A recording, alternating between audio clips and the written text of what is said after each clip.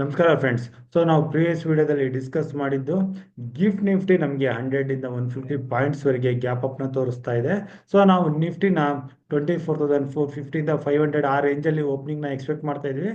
Opening ಏನಾಯಿತು, open ಆದಾಗ್ಲಿಂದ end of the ಡೇವರೆಗೂ ನಿಫ್ಟಿ 24,450 ಇಂದ 500 ಅದೇ ರೇಂಜಲ್ಲೇ ಟ್ರೇಡ್ ಆಗಿ ಕ್ಲೋಸ್ ಆಯಿತು. ಇಲ್ಲಿ ಲಾಸ್ ಆಗಿರೋದು ಆಪ್ಷನ್ ಬೈಯರ್ಸು ಪ್ರೀಮಿಯಂ ಡಿಕೆಯಿಂದ. ಇಲ್ಲಿ ನಿಫ್ಟಿ ಪ್ರೀವಿಯಸ್ ಕ್ಲೋಸಿಂಗ್ ಗಿಂತ ಹೈಯಲ್ಲಿ ಪಾಸಿಟಿವ್ ಅಲ್ಲಿ ಕ್ಲೋಸ್ ಏನಾಯ್ತು. ಇದಕ್ಕೆ ಸಪೋರ್ಟ್ ಮಾಡಿದ್ದು IT ಇಂಡೆಕ್ಸ್ಗಳು, ರಿಲಯನ್ಸ್. ಆದ್ರೆ ಶನಿವಾರದ ದಿನ ರಿಸಲ್ಟ್ ಬಂದಿದ್ದು SBI ಹಾಗೂ ಕೋಟ್ಯಾಕ್ ರಿಸಲ್ಟ್ ಮಾರ್ಕೆಟ್ಗೆ ಇಷ್ಟ ಆಗಲಿಲ್ಲ.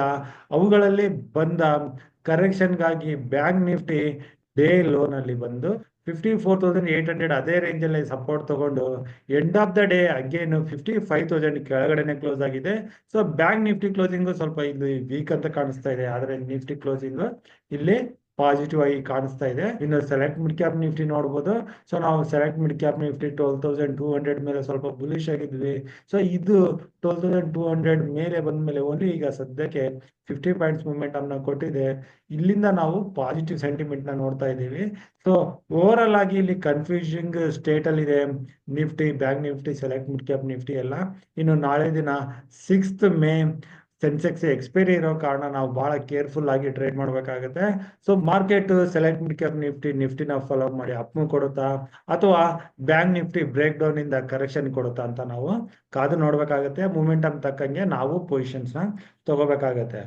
ಇದನ್ನ ಸೈಡಿಗೆ ಇಟ್ಟು ನಾವು ಇಂಪಾರ್ಟೆಂಟ್ ಪ್ಯಾರಾಮೀಟರ್ಸ್ ಗಳನ್ನ ನೋಡ್ಬೇಕು ಅಂತಂದ್ರೆ ನಮ್ಮ ಇಂಡಿಯನ್ ಮಾರ್ಕೆಟ್ ಅಲ್ಲಿ ನಾವು ಫಾಲೋ ಮಾಡೋದು India volatility index, India Vicks. ಇದು ಮಾರ್ಕೆಟ್ ನ ಫಿಯರ್ ಫ್ಯಾಕ್ಟರ್ಸ್ ನ ಹೇಳುತ್ತೆ. ಇದು ಈಗ 18 ಮೇಲೆನೆ ಇದೆ. ನಾವು ಪ್ರೀವಿಯಸ್ ವಿಡಿಯೋದಲ್ಲಿ ಕೂಡ ಡಿಸ್ಕಸ್ ಮಾಡ್ತಾನೆ ಬಂದಿದ್ವಿ. ಇದು 16 ಕೆಳಗಡೆ ಬರೋವರೆಗೂ ಮಾರ್ಕೆಟ್ ಅಲ್ಲಿ ಫಿಯರ್ ಫ್ಯಾಕ್ಟರ್ ಇರುತ್ತೆ, ಯಾವುದೇ ಕ್ಷಣದಲ್ಲಿ ಹೆಚ್ಚಿನ ಕರೆಕ್ಷನ್ ಬರ್ಬೋದು ಅಂತ. ಇಲ್ಲಿ ಅಗೇನ್ ಬಾರ್ಡರ್ ಅಲ್ಲಿ ನಡೀತಿರೋ ಇಂಡೋ ಪಾಕ್ ಟೆನ್ಷನ್ ಕಾರಣ ಇದು ಈಗ ಹೈಯರ್ ಲೆವೆಲ್ ಅಲ್ಲೇ ಇದೆ. ಇದು ಯಾವಾಗ ನಮ್ಗೆ 16 ಕೆಳಗಡೆ ಬರುತ್ತೆ ಆಗ ನಾವು ಸ್ವಲ್ಪ ಬುಲಿಶ್ ಆಗಿರ್ಬೋದು. ಇದು 16 ಮೇಲೆ ಇರೋವರೆಗೂ ಈಗ 17, 18 ಮೇಲೆ ಇದೆ. ಫಿಯರ್ ಫ್ಯಾಕ್ಟರ್ ಇದ್ದೇ ಇರುತ್ತೆ. ಇದು ಹೈಯೆಸ್ಟ್ 18, 19, 20 ಹಿಂಗ್ ಹೋದಂಗೆಲ್ಲ ಯಾವುದೇ ಕ್ಷಣದಲ್ಲಿ ಶಾರ್ಪ್ ಕರೆಕ್ಷನ್ ಬರೋ ಚಾನ್ಸಸ್ ಇರುತ್ತೆ. ಅದನ್ನ ನಾವು ಗಮನದಲ್ಲಿ ಇಟ್ಕೋಬಹುದು. ಇನ್ನು ಇದನ್ನ ಬಿಟ್ರೆ ಅದರ್ ಪ್ಯಾರಾಮೀಟರ್ಸ್, ಇಲ್ಲಿ Brent crude oil $60 per barrel ಇದೆ, ಇದು ಪಾಸಿಟಿವ್ ಆಗಿದೆ. ರುಪಿ ವ್ಯಾಲ್ಯೂ ಅಗೇನ್ಸ್ಟ್ $, ಇದು 84.27 ಹತ್ರ ಬಂದಿದೆ, ಇದು ಕೂಡ ಪಾಸಿಟಿವ್ ಆಗಿದೆ. ಇದು ಒಂದು ಸಮಯದಲ್ಲಿ 88ವರೆಗೂ ಹೋಗಿತ್ತು. ಇದು ಕಡಿಮೆ ಆಗ್ತಾ ಬಂದಿದ್ದು. ಇದು ಆಕ್ಚುಲಿ ಇಂಡಿಯನ್ ಮಾರ್ಕೆಟ್ಗೆ ಪಾಸಿಟಿವ್ ಆಗೇ ಇರುತ್ತೆ. ಇನ್ನು US ಡಾಲರ್ ಇಂಡೆಕ್ಸ್ ಇದು 100 ಕೆಳಗಡೆನೆ ಬಂದ್ಬಿಟ್ಟಿದೆ. ಇದು ಕೂಡ ಓವರ್ ಆಲ್ ಈಕ್ವಿಟಿ ಮಾರ್ಕೆಟ್ಗೆ, even not only Indian market, global market ಕಡೆಯಿಂದ ಕೂಡ ಇದು ಪಾಸಿಟಿವ್ ಆಗಿ ಕಾಣಿಸ್ತಾ ಇದೆ. US 10-year ಬಾಂಡ್ ಯೀಲ್ಡ್ ಇದು ಸ್ವಲ್ಪ ಹೆಚ್ಚಾಗ್ತಾ ಇರೋದು. ಇದು ನ್ಯೂಟ್ರಲ್ ಅಂತಾನೆ ತಗೋಬಹುದು. ಇದು 4.5 ಮೇಲೆ ಹೋದ್ರೆ ಮಾತ್ರ ನಾವು ನೆಗೆಟಿವ್ ಅಂತ ತಗೋತೀವಿ. ಈಗಿನ ಲೆವೆಲ್ ಇದನ್ನ ನಾನು ನ್ಯೂಟ್ರಲ್ ಅಂತಾನೆ ಕನ್ಸಿಡರ್ ಮಾಡ್ಬೋದು.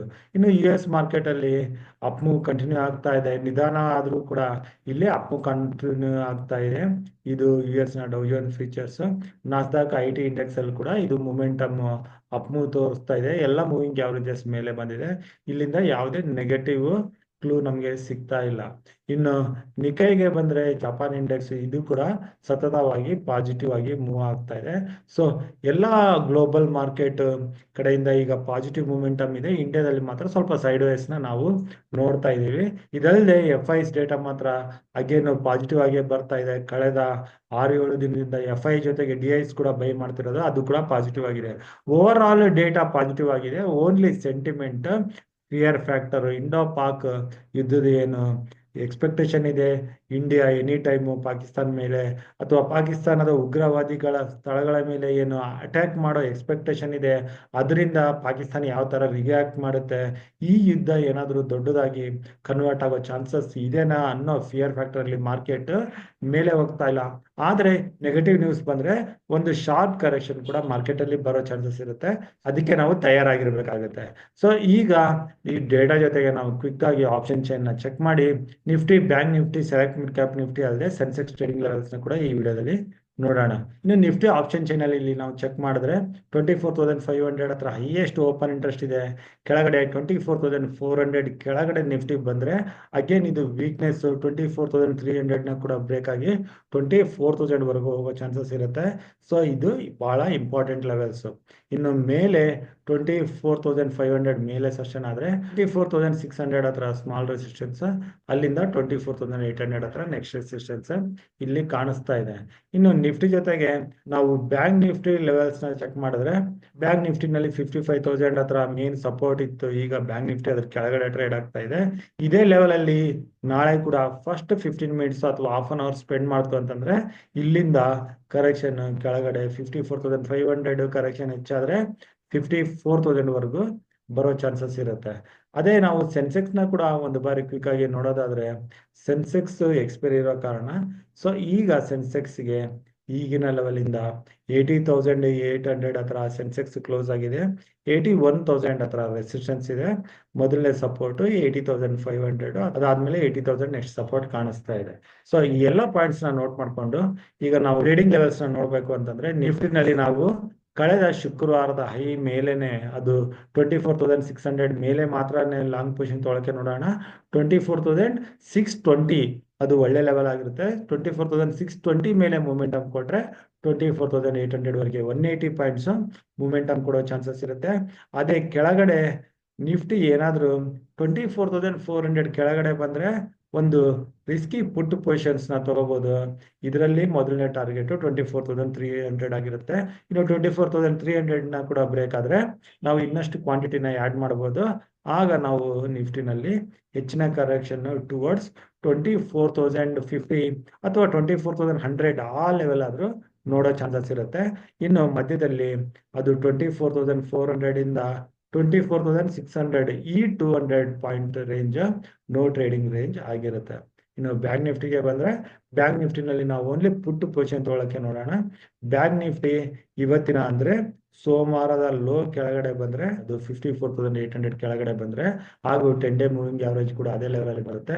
ಸೊ ಇಲ್ಲಿಂದ ಬರೋ ಕರೆಕ್ಷನ್ ಬ್ಯಾಂಕ್ ನಿಫ್ಟಿನ 53,800 ಇಂದ 54,000 ವರೆಗೆ ಅರೌಂಡ್ 800 ಪಾಯಿಂಟ್ಸ್ ಕರೆಕ್ಷನ್ ನಾವು ಎಕ್ಸ್ಪೆಕ್ಟ್ ಮಾಡಬಹುದು. ಸೊ ಬ್ಯಾಂಕ್ ನಿಫ್ಟಿನಲ್ಲಿ ಓನ್ಲಿ ಪುಟ್ ಪೊಸಿಷನ್ಸ್ ನಾವು ಟ್ರೈ ಮಾಡಬಹುದು. ಇನ್ನು ಸೆಲೆಕ್ಟ್ ಮಿಡ್ ಕ್ಯಾಪ್ ನಿಫ್ಟಿಗೆ ಬಂದ್ರೆ ಸೆಲೆಕ್ಟ್ ಮಿಡ್ ಕ್ಯಾಪ್ ನಿಫ್ಟಿ ಇಲ್ಲಿ ಬುಲ್ಲಿಶ್ ಆಗಿದೆ. ಸೊ ಏನಾದ್ರು ಮಾರ್ಕೆಟ್ ಫ್ಲಾಟ್ ಆಗಿ ಓಪನ್ ಆಗಿ ಸೆಲೆಕ್ಟ್ ಮಿಡ್ ಕ್ಯಾಪ್ ನಿಫ್ಟಿ 12,000 ಮೇಲೆನೆ ಇದ್ರೆ ನಾವು ಇಲ್ಲಿ ಕೆಳಗಡೆ 12,180 ಈ ಲೆವೆಲ್ ಅಲ್ಲಿ ಸ್ಟಾಪ್ ಲಾಸ್ ನ ಇಟ್ಕೊಂಡು ಲಾಂಗ್ ಪೊಸಿಷನ್ಸ್ ನ ಟ್ರೈ ಮಾಡಬಹುದು.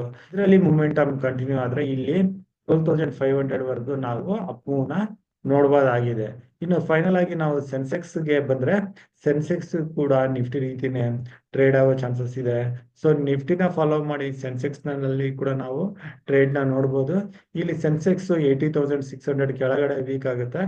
ಇದು ಕೆಳಗಡೆ 79,800 ವರೆಗೂ ಬರೋ ಚಾನ್ಸಸ್ ಇರುತ್ತೆ. ಇಲ್ಲಿ 10 ಡೇ ಮೂವಿಂಗ್ ಆವರೇಜ್ ಇದೆ. ಸೊ ಸೆನ್ಸೆಕ್ಸ್ ಅಲ್ಲಿ ನಾವು 80,600 ಕೆಳಗಡೆ ಪುಟ್ ಪೊಸಿಷನ್ ತೊಗೊಳಕ್ಕೆ ನೋಡಬಹುದು. ಇನ್ನು ಸೆನ್ಸೆಕ್ಸ್ ಅಲ್ಲಿ ನಾವು ಲಾಂಗ್ ಪೊಸಿಷನ್ ತಗೋಬೇಕು ಅಂತಂದ್ರೆ ಸೆನ್ಸೆಕ್ಸ್ 81,200 ಮೇಲೆ ಮಾತ್ರನೇ ಲಾಂಗ್ ಪೊಸಿಷನ್ಸ್ ನ ಟ್ರೈ ಮಾಡೋಣ. ಇಲ್ಲಿ ಕೂಡ ಒಂದು ಒಳ್ಳೆ ಮೂಮೆಂಟಮ್ 800,000 ಪಾಯಿಂಟ್ಸ್ ವರೆಗೆ ಮೂಮೆಂಟಮ್ ಸಿಗಬಹುದು. ಸೊ ಸೆನ್ಸೆಕ್ಸ್ ಅಲ್ಲಿ 81,200 ಮೇಲೆ ಲಾಂಗ್ ಪೊಸಿಷನ್ಸ್ ನ ತಗೊಳ್ಳೋಣ. ಇನ್ನು ಮಾರ್ಕೆಟ್ ಸೈಡ್ ವೈಸ್ ಹೋಗಿದ್ರೆ ಅದು 80,600 ಇಂದ ಮೇಲೆ 81,200 ಈ 600 ಪಾಯಿಂಟ್ ರೇಂಜ್ ಅಲ್ಲೇ ಮಧ್ಯದಲ್ಲಿ ಟ್ರೇಡ್ ಆಗ್ತಾ ಇದ್ರೆ ಯಾವುದೇ ಟ್ರೇಡ್ ನ ತಗೊಳ್ಳೋದು ಬೇಡ. ಅಗೇನ್ ಎಕ್ಸ್ಪೈರಿ ಇರೋ ಕಾರಣ ಮಾರ್ಕೆಟ್ ಸೈಡ್ ವೇಸ್ ಅಲ್ಲೇ ಹೋಗಿ ಪ್ರೀಮಿಯಂ ಡಿಕೆಯಿಂದ ಆಪ್ಷನ್ ಬೈಯರ್ಸ್ ಲಾಸ್ ಆಗೋ ಚಾನ್ಸಸ್ ಇರುತ್ತೆ. ಸೊ ನಾವು ಸೈಡ್ ವೇಸ್ ಮಾರ್ಕೆಟ್ ಬಿಟ್ಟು ಓನ್ಲಿ ಬ್ರೇಕ್ಔಟ್ ಅಥವಾ ಬ್ರೇಕ್ ಡೌನ್ ಅಲ್ಲಿ ಪೊಸಿಷನ್ ತೊಗೊಳಕ್ಕೆ ನೋಡೋಣ. ಸೊ ಈ ಎಲ್ಲ ಲೆವೆಲ್ಸ್ ನ ಇಟ್ಕೊಂಡು ನಾವು Nifty, bank Nifty, select mid cap Nifty ಹಾಗೂ ಸೆನ್ಸೆಕ್ಸ್ ಅಲ್ಲಿ 6th ಮೇ ಮಂಗಳವಾರ ದಿನ ಟ್ರೇಡ್ ಮಾಡೋಣ. ಸೊ ನಾನು ಕೊಟ್ಟಿರೋ ಮಾಹಿತಿನಲ್ಲಿ ಏನಾದರೂ ಡೌಟ್ಸ್ ಇದ್ರೆ ನೀವು ನನಗೆ ಡೈರೆಕ್ಟ್ ಆಗಿ ಕಾಂಟ್ಯಾಕ್ಟ್ ಮಾಡಬಹುದು. ನನ್ನ ನಂಬರ್ 9845852716. ಸೊ ವಿಡಿಯೋ ಇಲ್ಲಿವರೆಗೆ ನೋಡಿದಕ್ಕೆ ನಿಮ್ಗೆಲ್ಲ ಧನ್ಯವಾದಗಳು. ಸೊ ನಮ್ಮ ವಿಡಿಯೋನ ಲೈಕ್ ಮಾಡಿ, ನಮ್ಮ ಚಾನಲ್ನ ಸಬ್ಸ್ಕ್ರೈಬ್ ಮಾಡಿಲ್ಲ ಅಂದ್ರೆ ಸಬ್ಸ್ಕ್ರೈಬ್ ಮಾಡಿ.